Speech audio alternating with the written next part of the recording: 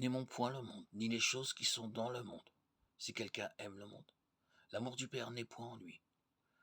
Car tout ce qui est dans le monde, la convoitise de la chair, la convoitise des yeux et l'orgueil de la vie, ne vient point du Père, mais vient du monde. Et le monde passe, et sa convoitise aussi. Mais celui qui fait la volonté de Dieu demeure éternellement. 1 Jean 2, 15 à 17. La pensée de Dieu, c'est que nous ne vivions plus pour nous-mêmes, mais pour Christ. C'est pourquoi nous sommes exhortés à nous séparer d'avec ce qui n'est pas en conformité avec la vie de Christ en nous. Nous devons vivre une vie de séparation. Sortez du milieu d'eux et séparez-vous, dit le Seigneur. Ne touchez pas à ce qui est impur, et je vous accueillerai. 2 Corinthiens 6, 17. Dans l'ancienne alliance, Dieu avait ordonné au peuple d'Israël de se faire de génération en génération une frange au bord de leurs vêtements, et de mettre un cordon bleu sur cette frange. Nombre 15, 38.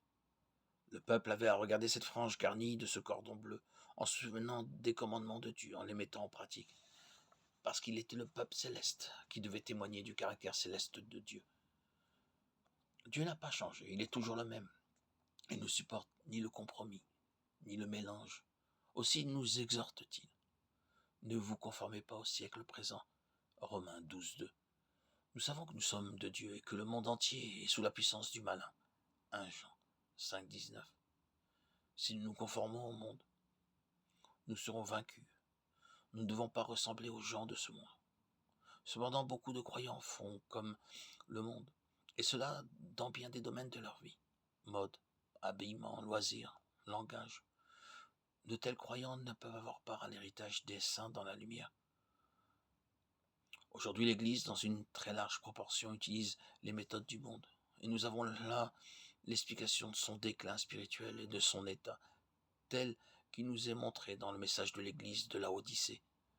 Si nous voulons parvenir au trône, il nous faut être entièrement à Christ, en vivant pour lui. La déclaration du Seigneur est claire.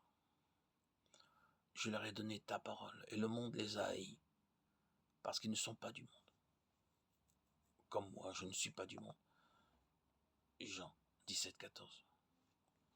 Ne vous conformez donc point au monde.